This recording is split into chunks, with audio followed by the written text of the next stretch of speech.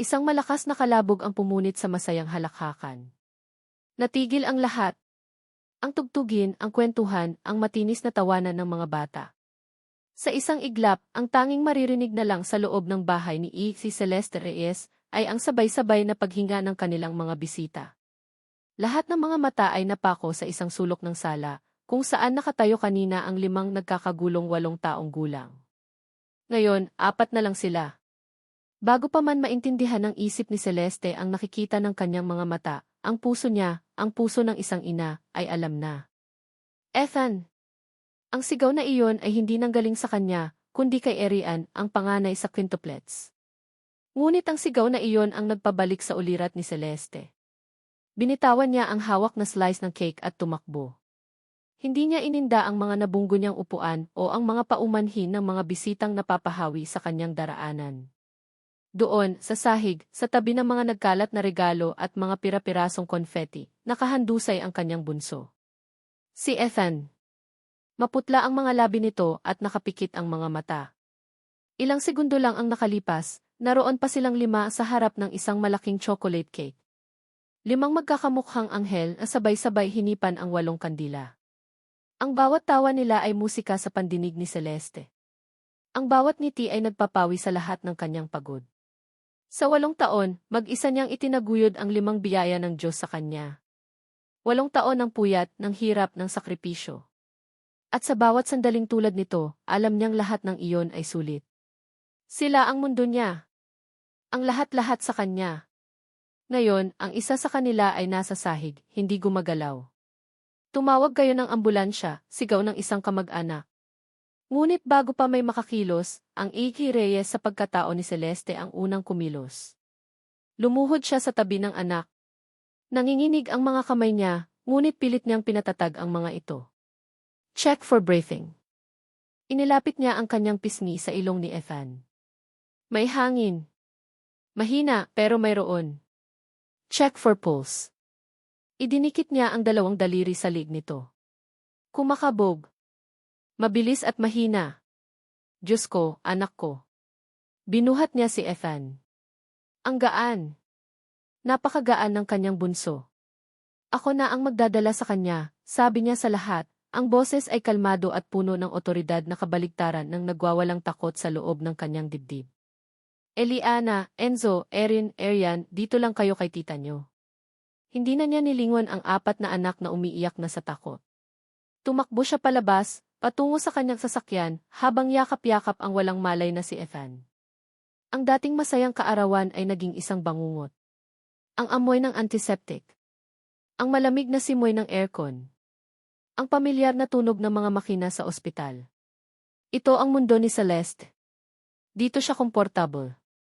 Dito siya si E. Reyes, isang respetadong pediatrician. Ngunit ngayong gabi, isa lang siya.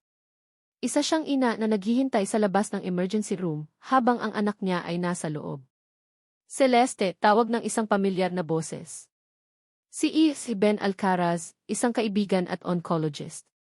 Tumayo si Celeste. Ben, anong nangyari? Dehydration? Anemia? Sunod-sunod niyang tanong. Sinusubukan niyang mag-isip bilang doktor, pero ang mga salita ay lumalabas na parang mga dasal. Tumingin sa kanya si Ben na may halong awa at profesionalismo. We ran some tests. Isang complete blood count. Ang resulta D. Huminga ito ng malalim. Celeste, ang platelet count niya ay sobrang baba. At ang white blood cell count may nakita kaming mga abnormal na blast cells. Naintindihan agad ni Celeste ang ibig sabihin ng mga salitang iyon. Bilang doktor, alam niya ang implikasyon ng mga resultang iyon. Ngunit bilang ina, ayaw tanggapin ng kanyang puso. Hindi mahinang usal niya. Napakapit siya sa braso ni Ben, ulitin niyo ang test. Baka may mali sa makina. Baka mali ang sample. Ben, please. Hinawakan ni Ben ang kamay ni Celeste. Ginawa na namin. 3 beses. Kailangan natin siyang i-admit at magsagawa ng bone marrow aspiration para makumpirma. Pero sa ngayon, Celeste, kailangan mong maging matatag. Ang initial diagnosis ay acute leukemia. Leukemia. Ang isang salitang iyon ay parang isang bombang sumabog sa kanyang pandinig. Biglang nabingi siya. Hindi na niya narinig ang iba pang sinasabi ni Ben, ang tanging nakikita niya ay ang mukha ng kanyang anak kanina, maputla, nanghihina, ngunit nakangiti habang hinipan ang kandila sa kanyang cake. Ang mga sumunod na araw ay naging malabo. Isang sunod-sunod na mga test, mga pag-uusap sa doktor, at mga gabing walang tulog sa tabi ng kama ni Ethan sa ospital. Sa huli, dumating ang kumpirmasyon. Ang hatol. Acute lymphoblastic leukemia. Muli, kinausap siya ni Ben sa opisina nito. Mataas ang survival rate sa mga bata, Celeste. Alam mo yan, paniniguro ni Ben, agresibo ang sakit, kaya kailangan nating maging mas agresibo sa gamutan. Chemotherapy ang unang hakbang. Tumango lang si Celeste habang pinipiga ang sariling mga kamay. Pero, pagpapatuloy ni Ben, dahil sa partikular na type ng leukemia niya, ang pinakamagandang option, ang pinakamataas na tsansa para sa full recovery, ay isang bone marrow transplant. Muling tumango si Celeste. Ang mga kapatid niya quintuplet sila. Pero galing sila sa magkakaibang itlog. Hindi sila identical. Alam ni Ben ang ibig sabihin noon. Maliit ang tsansa na maging perfect match ang mga kapatid. Tumingin si Ben sa mga mata ni Celeste. Ang pinakamagandang donor ay isang full sibling o isang magulang. Ikaw at ang ama niya. Ang ama niya. Ang mga salitang iyon ay parang isang malakas na sampal na gumising kay Celeste mula sa kanyang pagkakatulala. Sa loob ng 8 taon, sinubukan niyang burahin ang lalaking iyon sa kanyang buhay. Sinunog niya ang mga alaala, itinapon ang mga regalo, at pinalitan ang kanyang numero. Pinaniwala niya ang sarili na hindi niya ito kailangan. Na hindi siya kailangan ng mga anak niya. Ngunit ngayon, ang buhay ng isa sa kanyang mga anak ay nakasalalay sa lalaking iyon. Nang gabing iyon, umuwi si Celeste sa kanyang bahay para kumuha ng mga damit. Sa ilalim ng kanyang kama, kinuha niya ang isang maliit na kahon na matagal na niyang hindi binubuksan. Ang kahon ng mga bagay na hindi niya kayang itapon. Sa loob, naroon ang isang kupas na litrato. Isang litrato nilang dalawa, nakangiti sa kamera, noong mga panahong naniniwala pa siyang mayroon silang P forever. At sa likod ng litratong iyon, isang liham na isinulat niya sa sobrang galit, ngunit kailanman ay hindi niya naipadala. Marco Velasco. Ang pangalang iyon ay lasang-lason sa kanyang dila. Ngunit wala siyang pagpipilian. Nilunok niya ang lahat ng kanyang pride. Ang lahat ng galit. Ang lahat ng sakit. Para kay Ethan. Para sa kanyang anak. Nanginginig ang kanyang kamay habang kinukuha ang cellphone. Hindi niya alam kung bakit, pero sa loob ng 8 taon, hindi niya binura ang numero nito. Marahil, isang bahagi niya ang umaasa, o marahil isang bahagi niya ang laging natatakot na darating ang araw na ito. Pinindot niya ang key call. Nagring ito. 1. 2. Sa bawat pagring, bumibilis ang kabog ng kanyang dibdib. 4. Sasagutin pa kaya niya? Baka pinalitan na niya ang numero. Baka. Natigil ang pagring. Isang sandaling katahimikan. At pagkatapos, isang boses. Malamig. Malayo. Formal. Isang boses na halos hindi na niya makilala. Velasco. Who's this? Napigil ni Celeste ang kanyang paghinga. Ang mga salitang kailangan niyang sabihin ay tila naipit sa kanyang lalamunan. Paano niya sisimulan? Paano niya sasabihin sa lalaking tumalikod sa kanila na kailangan niya ito ngayon? Huminga ng malalim si Celeste. Ang boses na iyon, kahit nagbago na sa paglipas ng panahon, ay may dala pa ring pamilyar na kirot. Ang bawat pantig ay parang karayom na tumutusok sa mga sugat na akala niya ay naghilom na. Marco, ako too, si Celeste. Isang sandaling katahimikan sa kabilang linya. Narinig niya ang isang mahinang pagbuntong hininga. Hindi ito tunog ng pagkagulat o pananabik.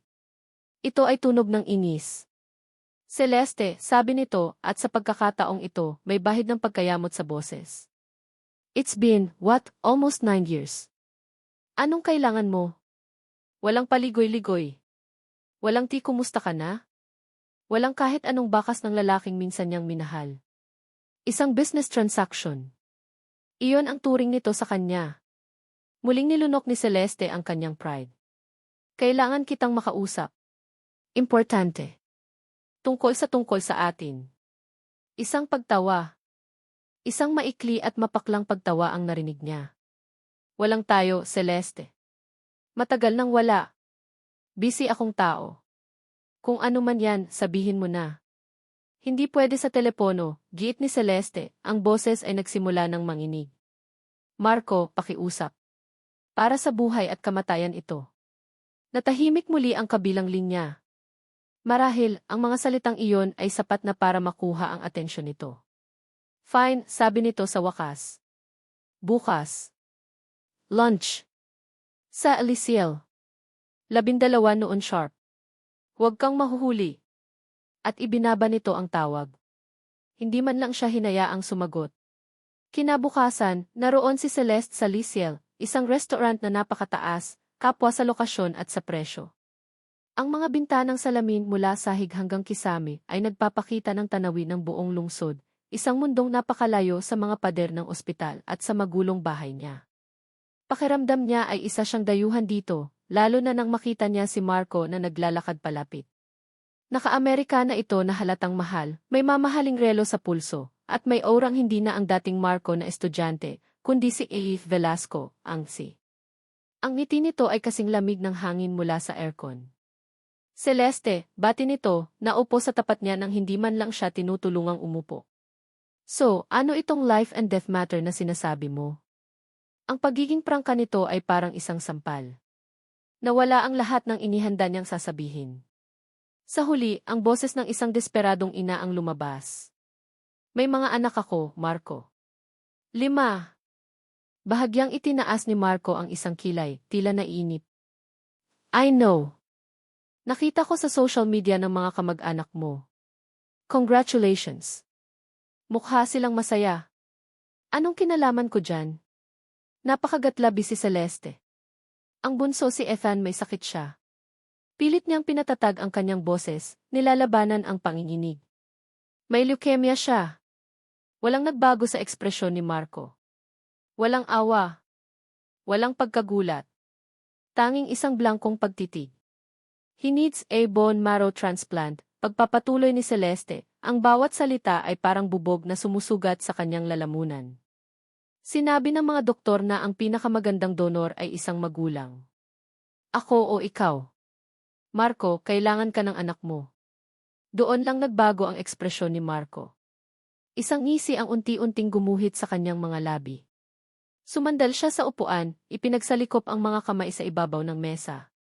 Isang anak, pagtatama nito, ang boses ay puno ng pangungutya. Isang anak na hindi ko naman ginustong mabuo. Isang anak na resulta ng kapabayaan mo. Kapabayaan ko, hindi makapaniwalang tanong ni Celeste. Iniwan mo ako. Iniwan mo kaming dalawa nang malaman mong buntis ako.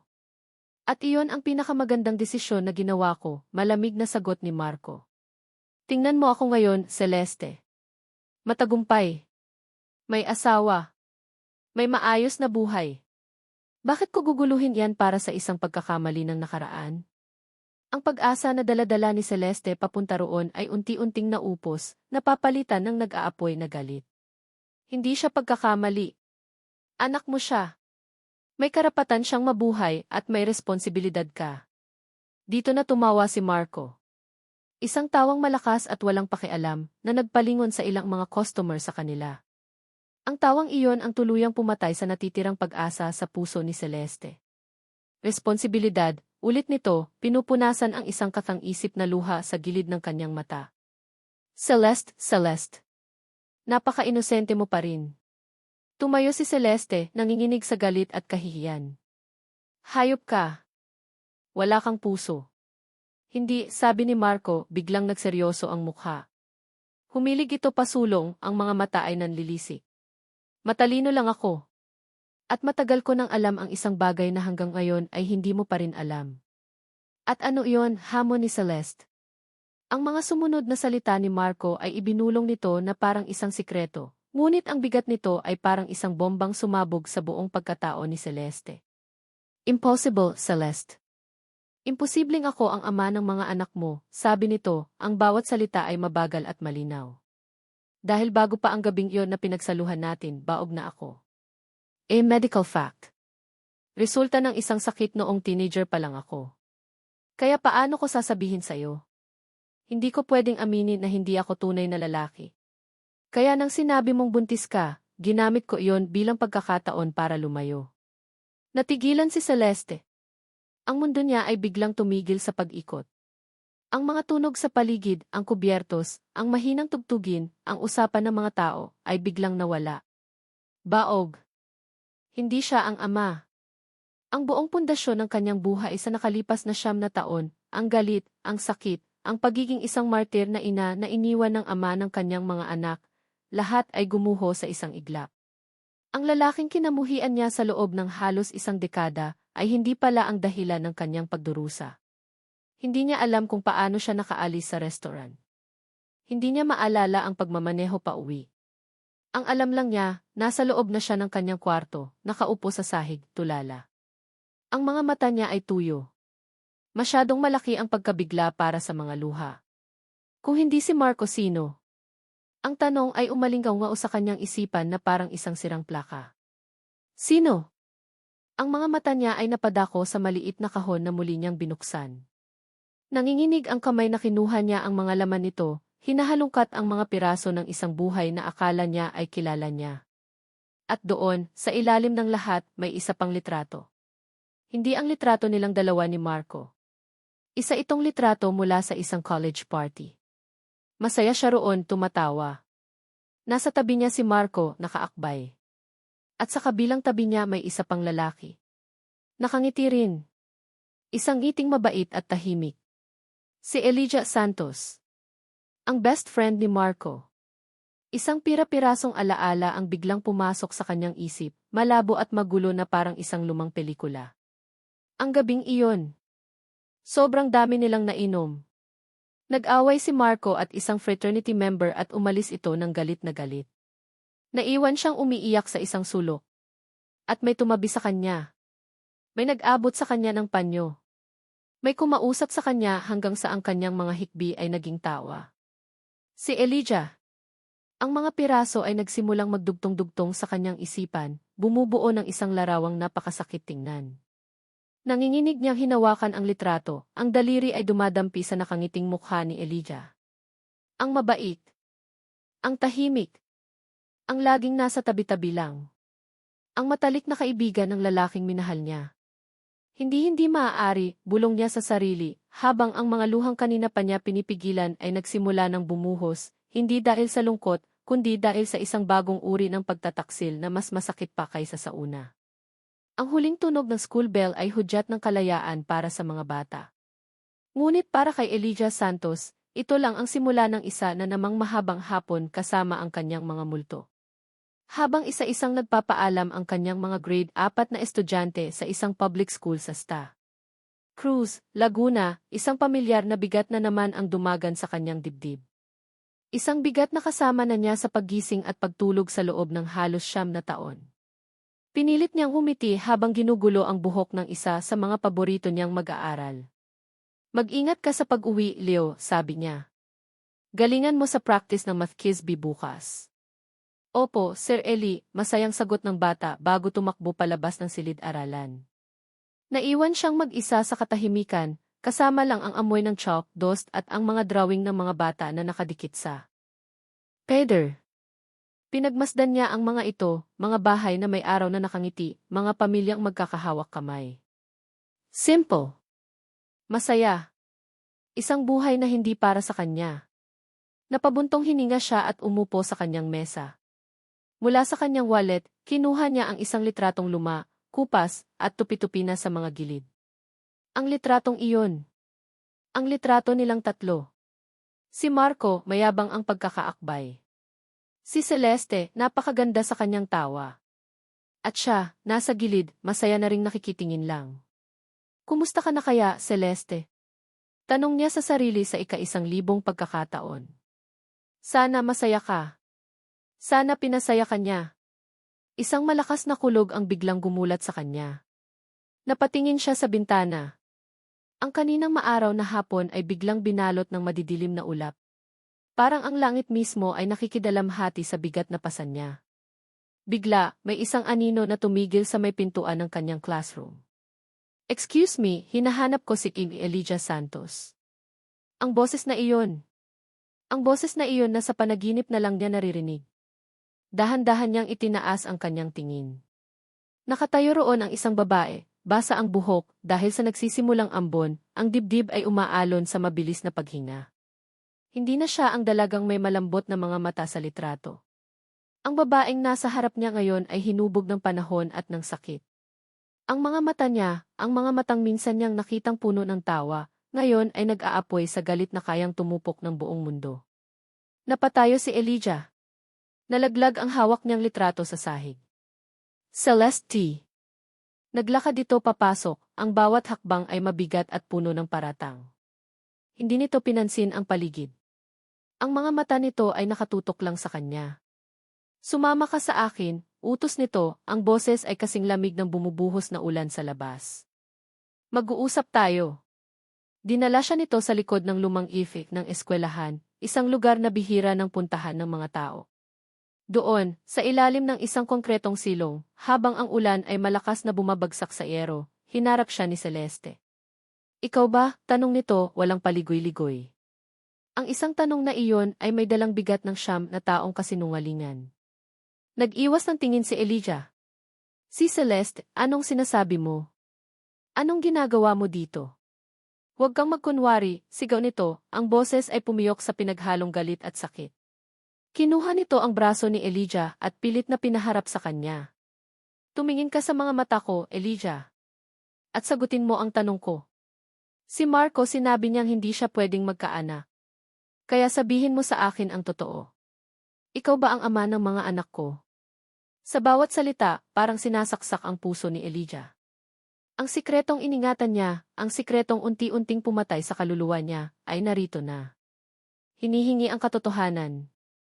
Umiling siya, hindi dahil sa pagtanggi, kundi dahil sa takot. "Celeste, hindi Cody. Huwag kang magsinungaling," muling sigaw nito. "Kahit minsan lang sa buhay mo, Elijah, huwag kang maging duwag." Ang mga salitang iduwagi ang tuluyang nagpabagsak sa lahat ng pader na itinayo niya. Bumigay ang kanyang mga tuhod. Napaluhod siya sa basang semento, sa harap ni Celeste, at doon, sa gitna ng malakas na ulan, nagsimula siyang umiyak. Isang iyak na matagal niyang kinimkim.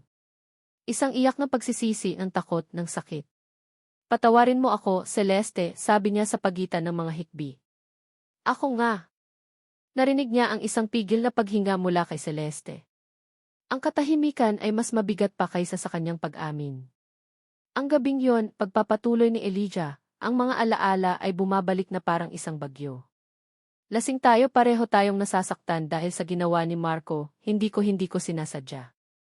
Patawarin mo ako." Itinaas niya ang kanyang tingin. Nakatayo lang si Celeste, ang mukha ay blanko, habang ang mga luha ay tahimik na dumadaloy sa kanyang mga pisngi. "Bakit?" halos pabulong na tanong nito.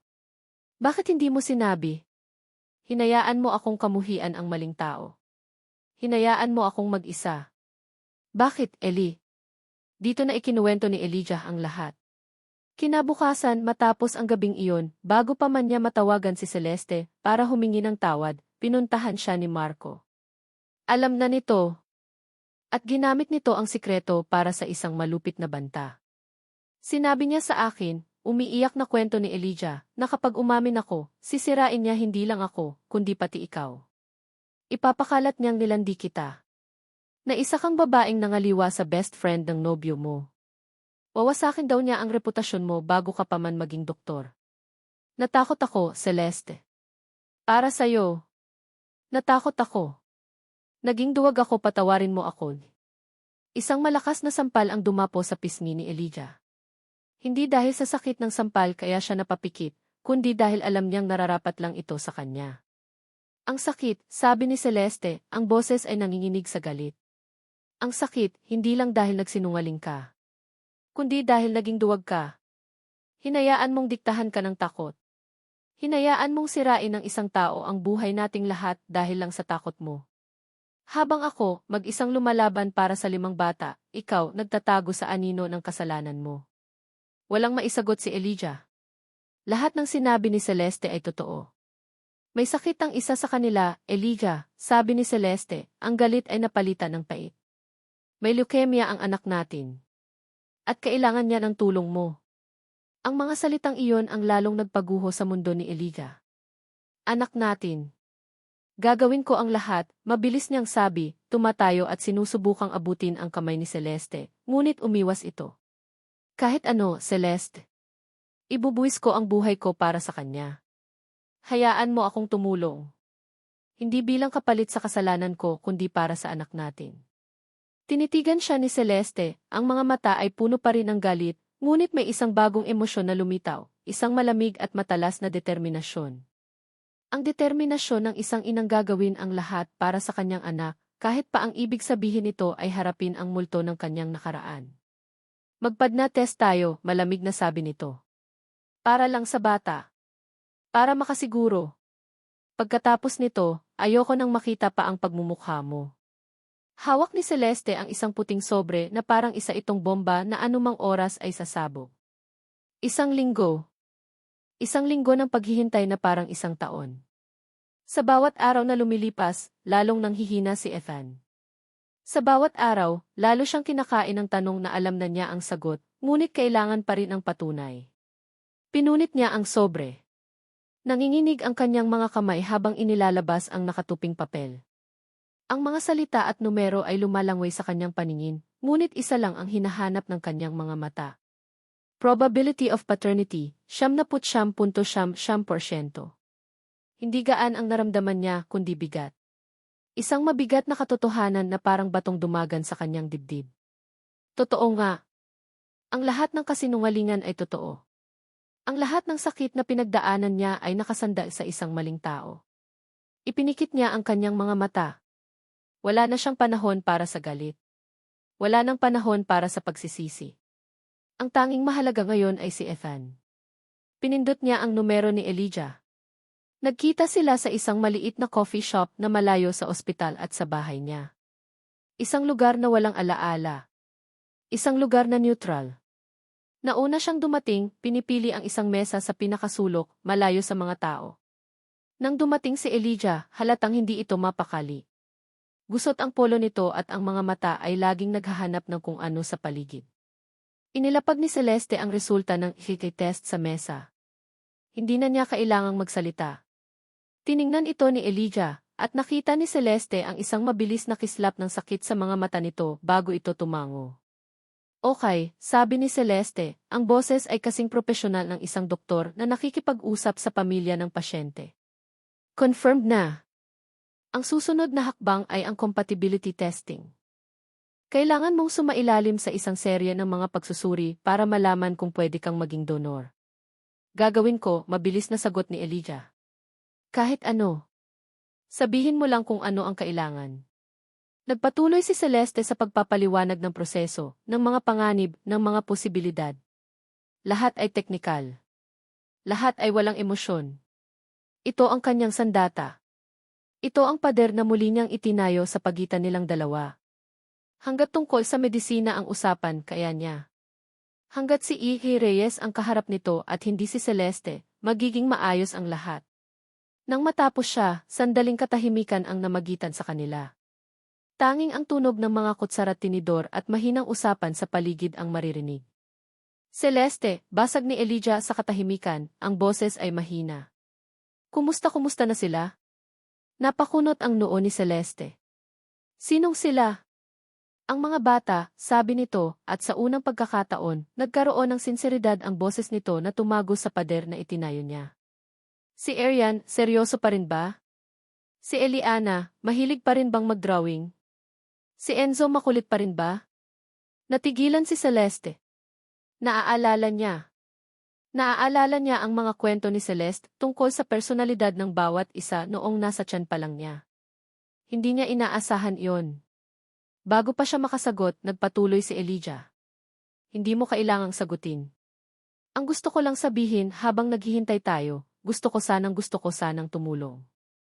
Kahit sa pinansyal. Alam kong hindi malaki ang sahod ng isang public school teacher, pero may mga ipon ako. Para sa kanila. Para kay Ethan. Tinitigan ni Celeste si Elijah. Sa ilalim ng takot at pagsisisi sa mga mata nito, nakita niya ang isang bagay na matagal na niyang hindi nakikita. Isang kislap ng pag-asa. Hindi pag-asa para sa kanila, kundi pag-asa para kay Ethan.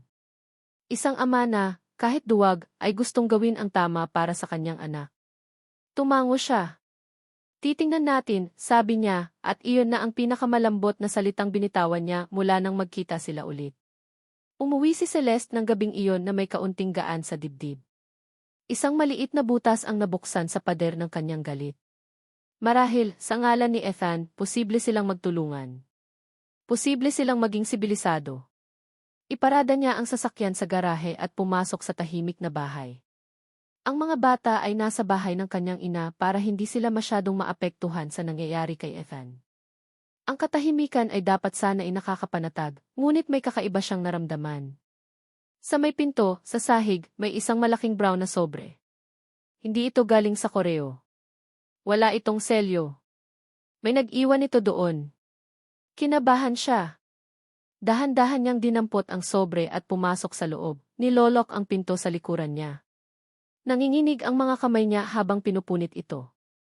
Ang laman ay hindi sulat. Isa itong litrato. Isang litratong malinaw na kuha mula sa malayo gamit ang isang zoom lens. Ang kanyang 5 anak, masayang naglalaro sa parke malapit sa bahay ng kanyang ina kaninang hapon. Si Arian, tinutulungan si Erin sa swing. Sina Eliana at Enzo, naghahabulan. At si Ethan, nakaupo sa isang bench, nakangiti kahit halata ang pamumutla. Isang perpektong larawan ng kawalang malay. Binaliktad niya ang litrato. Sa likod, may isang pangungusap, sulat kamay gamit ang isang pulang ballpen. Ang ganda ng pamilya mo. Sayang kung masisira.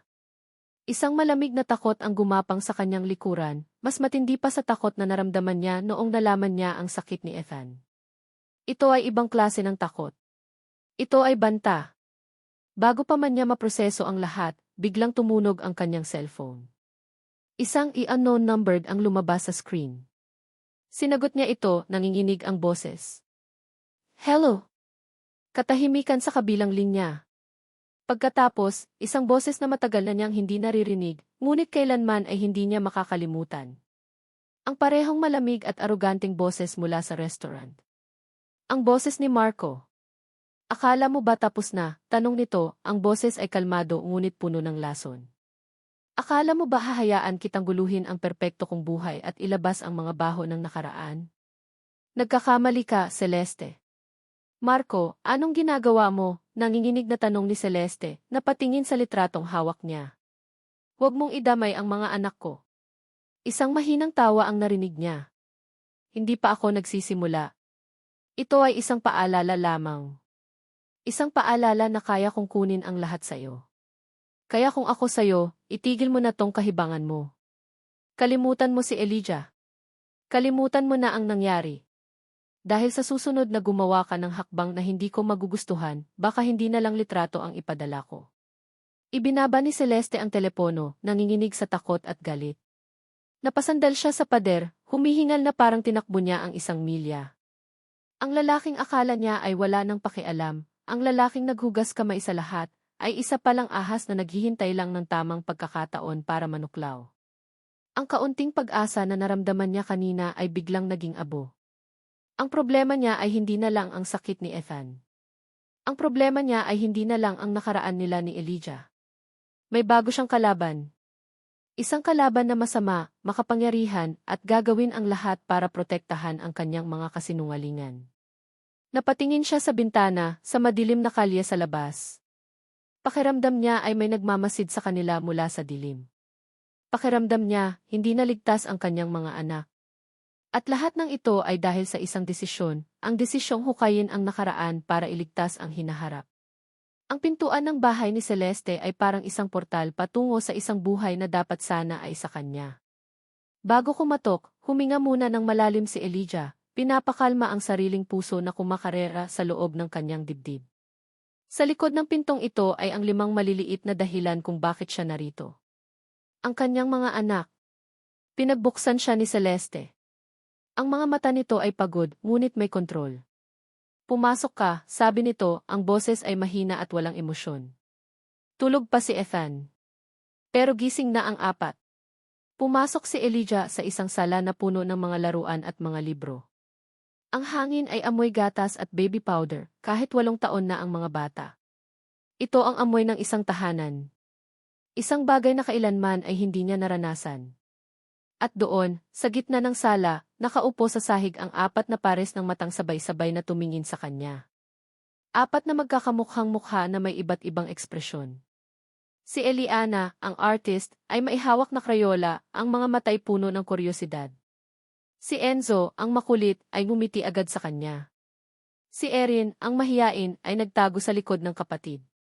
At si Arian, ang panganay, ay tumingin sa kanya na parang sinusuri ang buong pagkatao niya. Ang mga mata nito ay seryoso at matalas, tulad ng kay Celeste. Mga anak, nagsalita si Celeste, pilit na pinapasigla ang boses. Ito si Tito Eli. Kaibigan siya ni Mama. Kaibigan. Ang salitang iyon ay parang isang sampal, ngunit tinanggap ito ni Elijah. Ito ang nararapat sa kanya. Hello po, bati niya, sinusubukang ngumiti. Ako si Elijah. Pwedeng Tito Eli na lang. Bakit po kayo nandito? Tanong agad ni Arian, diretsahan at walang takot. Natigilan si Elijah. Bago pa man makasagot si Celeste, sumingit si Enzo. Wow! Ang tangkad niyo po. Mas matangkad pa kayo kay Papa. Natigilan si Enzo, napatingin kay Celeste. Natahimik ang lahat. Ang salitang Papa ay isang ipinagbabawal na salita sa bahay na ito. Para basagin ang katahimikan, lumapit si Elijah kay Eliana. Ang ganda naman ng drawing mo, sabi niya, itinuturo ang papel. Ano yan? Pamilya po, mahinang sagot ni Eliana. Ipinakita nito ang drawing. May isang nanay at 5 maliliit na bata sa tabi niya. Wala pa po siyang kulay. Balang araw, makukulayan mo rin yan ng buo, sabi ni Elijah, hindi na mamalayang may dobleng kahulugan ang kanyang mga salita.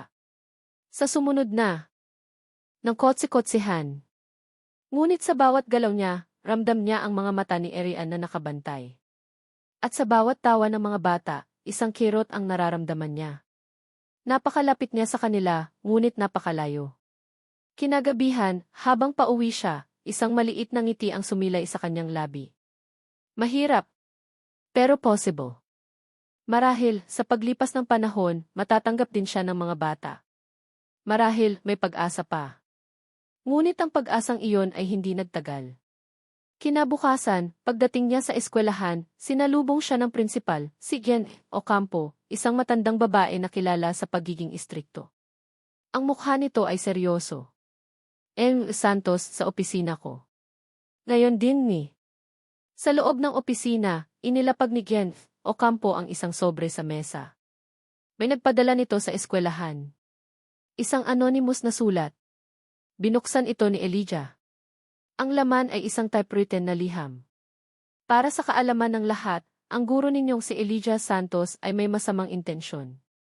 Nilalapitan niya ang isang mayamang doktora, si Eve Celeste Reyes, at ang mga anak nito.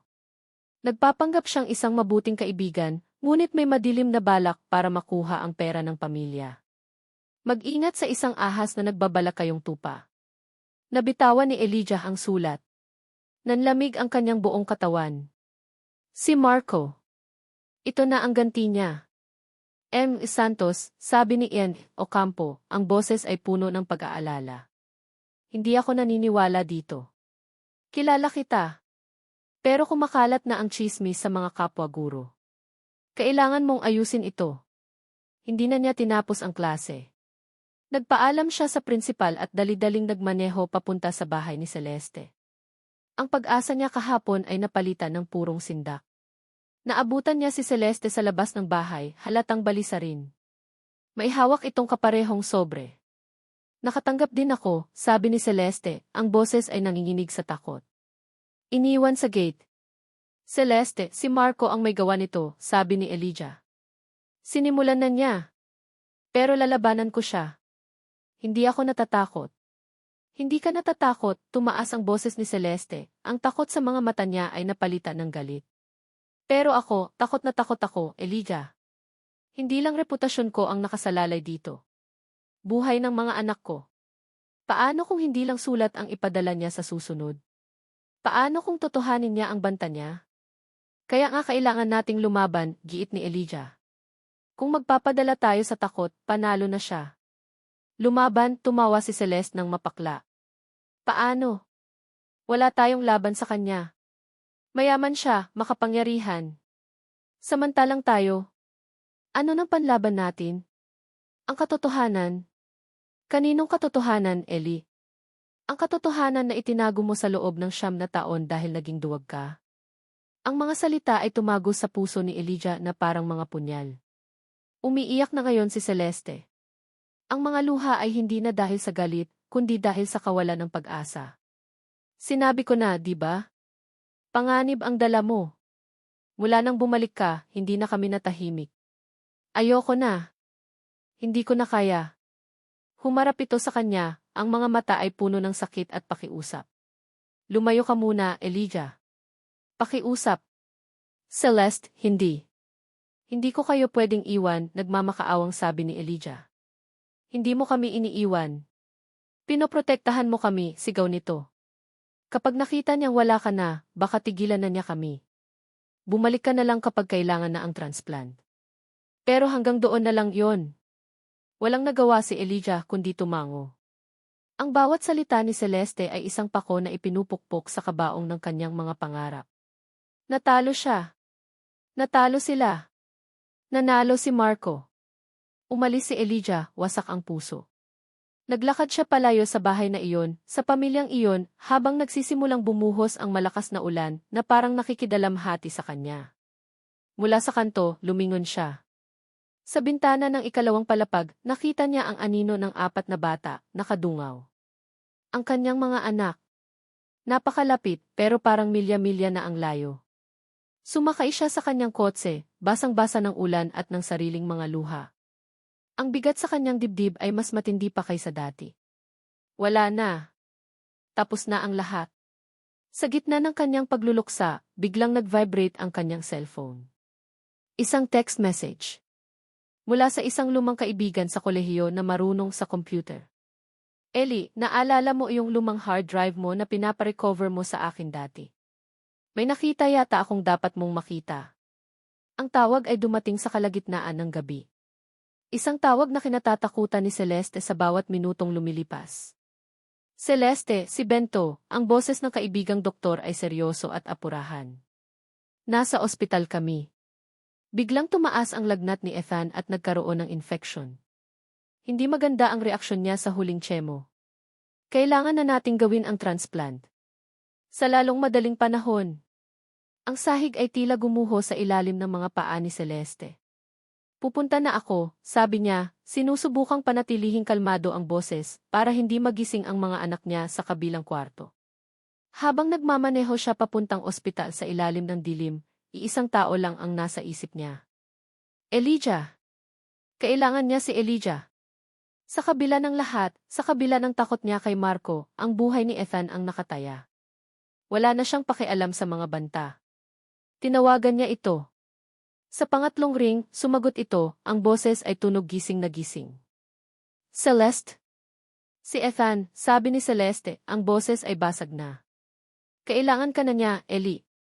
Ngayon na. Papunta na ako, mabilis na sagot ni Elijah. Ngunit bago ibaba ni Celeste ang tawag, may idinugtong ito. Pero Celeste, may dadaanan lang ako. Isang bagay na dapat ko nang ginawa noon pa. Magtiwala ka sa akin.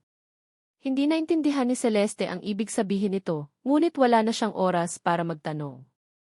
Pinaharurot niya ang sasakyan, ang mga dasal ay paulit-ulit sa kanyang isipan. Samantala, sa kabilang bahagi ng lungsod, si Elijah ay hindi papunta sa ospital. Papunta siya sa isang maliit na computer shop kung saan naghihintay ang kaibigan niyang si Alex. Eto na, pre, sabi ni Alex, ibinibigay kay Elijah ang isang flash drive. Pasensya na, ngayon ko lang talaga nakalkal to, nasa isang corrupted na folder kasi. Buti na retrieve ko. Sa loob ng flash drive ay iisang file. Isang audio file. Isang recording na halos 10 taon na ang tanda, mula sa isang lumang AC-3 player na ginamit ni Elijah para i-record ang ingay sa isang college party. Wala itong kwenta noon. Pero ngayon, ito na ang lahat. Salamat, Alex. Utang ko sa'yo ang buhay ko, sabi ni Elijah bago tumakbo palabas. Ang sumunod niyang destinasyon, ang Velasco Tower, ang dambuhalang gusali na nagsisilbing monumento sa kasakiman ni Marco. Gabi na, ngunit alam niyang nandoon pa ito. Ang mga taong tulad ni Marco ay hindi natutulog. Nagulat ang guard sa lobby, ngunit may determinasyon sa mga mata ni Elijah na hindi nila napigilan. Sumakay siya sa elevator at pinindot ang penthouse floor. Sa bawat palapag na inaakyat, lalong tumitibay ang kanyang loob. Wala na ang takot. Wala na ang pagiging duwag. Ang naroon na lang ay ang galit ng isang ama na ipaglalaban ang kanyang pamilya. Naabutan niya si Marco sa opisina nito, nakatayo sa harap ng malaking bintana, nakatingin sa mga ilaw ng syudad. Nagulat ito nang makita si Elijah. Anong ginagawa mo dito? Malamig na tanong ni Marco. Sinabi ko nang layuan mo sila. Tapos na akong sumunod sa'yo, Marco, matigas na sabi ni Elijah, lumalakad palapit. Ang gabi na to, sa akin. Ititigil na natin tong kahibangan na sinimulan mo. Tumawa si Marco. At paano mo gagawin yan? Isusumbong mo ako. Kanino? Walang maniniwala sa isang hamak na guro na tulad mo.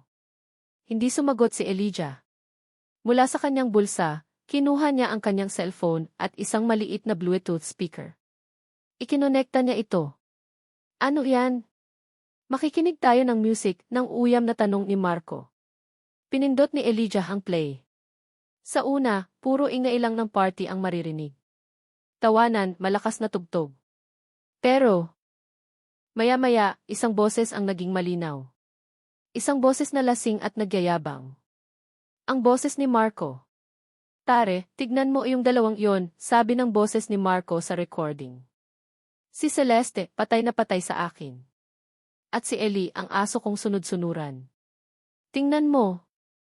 Papaikutin ko silang dalawa sa mga palad ko. Paglalaruan ko sila hanggang sa magsawa ako. Akala nila matalino sila? Ako ang Diyos sa buhay nila. Nawala ang kulay sa mukha ni Marco. Ang yabang ay napalitan ng pagkasuklam at takot. Sumugod ito kay Elijah para agawin ang cellphone. Saan mo nakuha yan? Sigaw nito. Pero umiwas si Elijah. Hindi na mahalaga kung saan. Ang mahalaga, narito na. Ang katotohanan. Sa galit, sinuntok ni Marco si Elijah sa mukha. Bumagsak si Elijah sa sahig, ramdam ang sakit sa kanyang labi. Ngunit habang nakatingin siya sa nag-aapoy na mga mata ni Marco, hindi na siya natakot. Tumayo siya, pinunasan ang dugo sa kanyang labi. Tapos ka na, tanong ni Elijah. Sige, saktan mo ako. Bugbugin mo ako. Pero hindi na niyan mababago ang lahat. Tapos na ang pagiging duwag ko, Marco. Hinawakan ni Marco ang kwelyo niya. Papatayin kita. Gawin mo, hamon ni Elijah. At kapag ginawa mo, masisigurado kong maririnig ng buong mundo ang recording na to, nakasave na to sa cloud.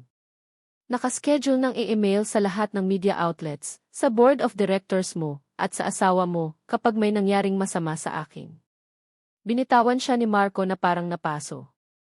Ang takot sa mga mata nito ay hindi na maikakaila. Sa unang pagkakataon, nakita ni Elijah si Marco Velasco bilang isang maliit at kaawa-awang tao. Tumalikod si Elijah at naglakad papunta sa pinto. Bago siya lumabas, lumingon siya. Nasa ospital ang anak ko ngayon. Nag-aagaw buhay. Ang anak na dapat sana isayo kung naging tunay ka lang na tao. Ito na ang huling pagkikita natin. Mula ngayon, wala ka ng kapangyarihan sa amin. Lumabas siya ng opisina, iniwan si Marco na tulala at talunan sa gitna ng kanyang kaharian ng kasinungalingan. Habang nasa elevator pababa, tinawagan niya si Celeste. Celeste, papunta na ako. Huminga siya ng malalim. At pagkatapos nito, wala nang gagambala pa sa atin. Pangako yan. Bago pa man siya makababa sa lobby, narinig niya mula sa labas ang papalapit na tunog ng mga sirena ng pulis. Hindi niya alam kung sino ang tumawag. Marahil ang guard na nakarinig ng gulo. Marahil ay isang empleyado. O marahil ito ang tadhana. Ang karma. Isang ngiti ang sumilay sa kanyang duguan at namamagang labi. Ito ang simula. Celeste. Ang mga puting pader ng ospital ay naging saksi sa pinakamahabang gabi sa buhay ni Celeste. Bawat tunog ng makina, bawat yabag sa pasilyo, ay nagdudulot ng kaba sa kanyang dibdib. Nakaupo siya sa labas ng operating room, ang kanyang mga kamay ay magkayakap sa panalangin. Nang dumating si Elijah, may dugo sa gilid ng labi at maga ang isang pisngi, hindi na siya nagtanong. Tumayo lang siya at niyakap ito. Sa yakap na iyon, ibinuhos niya ang lahat ng kanyang takot, pagod, at ang maliit na pag-asang natitira. Naramdaman niya ang mga bisig ni Elijah na yumakap pabalik, mahigpit at puno ng pangako. Sa sandaling iyon, hindi sila si Ike Reyes at M. Santos. Sila ay dalawang magulang, nagkakapit-bisig para sa buhay ng kanilang anak. Matapos ang ilang oras na parang habang buhay, lumabas si Ethan Ben Alcaraz, tinanggal ang kanyang face mask, at ngumiti. Matagumpay ang operasyon, sabi nito. Ethan is a fighter. And Elijah, you're two perfect match. Ang mga salitang iyon ay ang pinakamagandang musikang narinig ni Celeste. Ang mga luha na kanina pa niya pinipigilan ay tuluyan ng bumuhos, ngunit sa pagkakataong ito, mga luha ito ng pasasalamat at ginhawa. Ang mga sumunod na linggo ay isang montage ng paggaling. Si Ethan, unti-unting bumabalik ang kulay sa mga pisngi. Si Elijah, laging nasa tabi, nagbabasa ng kwento, nagpapakain, at minsan ay nakakatulog sa upuan katabi ng kama. At si Celeste, pinapanood silang dalawa, habang ang mga pader na itinayo niya sa kanyang puso ay unti-unti ring gumuho. Isang umaga, habang nagbabasa sila ng balita sa tablet, nakita nila ang mukha ni Marco Velasco. Nakakulong. Ang audio recording na sandata ni Elijah ang nagbukas ng investigasyon. Ngunit hindi lang iyon. Lumabas ang napakaraming kaso ng corporate fraud, panloloko, at iba pang krimen. Ang imperyong binuo niya sa kasinungalingan ay gumuho na rin. Hindi na nila narinig ang pangalan niya mula noon.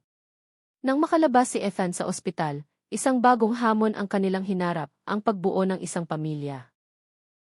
Elijah. Ang pag-uwi sa bahay ni Celeste ay mas nakakakaba pa kaysa sa pagharap kay Marco. Ngayon, kailangan niyang harapin ang 4 na batang puno ng tanong. Isang hapon, habang naglalaro sila sa sala, lumapit sa kanya si Eliana. Tito Eli, tanong nito, ang mga mata ay seryoso. Bakit po kayo kamukha ni Ethan? Natigilan si Elijah. Napatingin siya kay Celeste na nakaupo sa di kalayuan, nagkukunwaring nagbabasa ng libro. Tumango ito sa kanya, isang senyales na nagsasabing panahon na. Umupo si Elijah sa sahig para maging kapantay ng mga bata. Lumapit din sina Arian, Enzo at Erin. Kasi simula ni Elijah, hinahanap ang tamang mga salita. Kasi may mga pamilya na nagsisimula sa isang nanay at isang tatay. Pero may mga pamilya rin na medyo naligaw ng daan. Parang sa Waze, minsan, wrong turn. Matagal bago makahanap ng tamang daan pabalik. Ako yung tatay niyo na naligaw. Pero ngayon, nakauwi na ako. Tinitigan siya ni Arian. Bakit po kayo naligaw? Huminga ng malalim si Elijah. Dahil natakot ako noon, Arian. Naging duwag ako. At iyon ang pinakamalaking pagkakamali ng buhay ko. Patawarin niyo si tatay. Ang salitang itatay ay lumabas ng natural sa kanyang mga labi. At sa unang pagkakataon, hindi ito tunog banyaga. Nagkaroon ng katahimikan. Si Enzo ang unang bumasag nito. Lumapit ito at niyakap siya. Okay lang po, tatay. Ang importante, nandito ka na. Sunod-sunod na silang yumakap. Maging si Arian, pagkatapos ng isang sandali, ay idinikit ang sarili sa grupo. Sa gitna ng yakap na iyon, habang nararamdaman niya ang init ng kanyang 4 na anak, tumingin siya kay Celeste. Nakangiti ito habang umiiyak. Celeste. Hindi ito naging madali. May mga araw na mahirap. May mga araw na puno ng pagtatalo at hindi pagkakaunawaan. Ang paghilom ng sugat ay isang proseso. Isang hapon, ilang buwan pagkatapos ng lahat, nagkayayaan silang pumunta sa parke. Puno ng sigla at buhay ang paligid. Tinuturuan ni Elijah si Arian na magbike ng walang training wheels. Si Arian, na laging seryoso, ay tumatawa sa tuwing muntik na siyang matumba. Si Enzo at Erin ay nag-aagawan sa iisang swing, habang si Eliana naman ay abala sa pagdodrawing sa ilalim ng puno. Si Ethan, na malusog na ngayon, ay masayang tumatakbo at hinahabol ang mga kalapati. Naupo si Celeste sa isang bench, pinapanood ang magulo, ngunit masayang eksena sa harap niya. Lumapit si Eliga at naupo sa tabi niya, iniabot sa kanya ang isang bote ng tubig. Nakakapagod pala maging tatay, biro nito, habang pinupunasan ang pawis. Ngayon mo lang nalaman, nakangiting sagot ni Celeste. Nagkatinginan sila. Sa tingin na iyon, walang salitang kailangan. Naroon ang pasasalamat, ang pagpapatawad, at isang pagmamahal na dumaan sa apoy, ngunit lumabas na mas matatag. Hindi ito ang pamilyang pinangarap ni Celeste noong dalaga pa siya. Mas magulo. Mas komplikado. May mga peklat at basag na hindi na kailanman mabubura. Ngunit habang tinitingnan niya silang anim, ang 5 anak niya na tumatawa, at ang lalaking piniling bumalik at harapin ang lahat, alam niyang ito ang pamilyang para sa kanya. Isang pamilyang hindi binuo ng perpektong nakaraan o ng isang fairytale na simula. Isang pamilyang binuo ng katotohanan, gaano man ito kasakit. Isang pamilyang binuo ng tapang na humarap sa takot. At higit sa lahat, isang pamilyang binuo ng pagpapatawad na pinipili nilang ibigay sa isa't isa, sa bawat araw. Ito ang kanilang simula. At dito nagtatapos ang kwento ni na Celeste, Eliga, at ng kanilang 5 anak. Mula sa kaibuturan ng aking puso, maraming salamat. Salamat sa pagsama ninyo sa akin sa paglalakbay na ito, isang paglalakbay na puno ng luha, galit at sa huli, ng walang kapantay na pag-asa. Habang isinusulat ko ang kwento ni na Celeste at Elijah, ang tanging hangad ko ay ipaalala sa ating lahat na ang tunay na pamilya ay hindi laging nagsisimula sa isang perpektong larawan. Minsan, binubuo ito mula sa mga basag na piraso, pinagdudugtong ng pagpapatawad, at pinatitibay ng pagmamahal na pinipiling ibigay sa bawat araw. Ang pagpapatawad, lalo na sa isang malalim na sugat, ay hindi isang simpleng emosyon, kundi isang matapang na desisyon, isang desisyon na palayain hindi lang ang taong nakasakit sa atin, kundi pati na rin ang ating mga sarili. At ngayon, nais kong marinig ang inyong tinig. Ano ang aral o damdamin na pinaka-nag-iwan ng marka sa inyong puso? Anong bahagi ng kwento ang hindi ninyo malilimutan? Nagagalak akong basahin ang inyong mga saloobin sa ating comment section sa ibaba.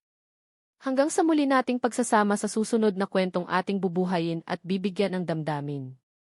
Muli ang aking taos-pusong pasasalamat sa inyo, aming mga minamahal na tagapakinig.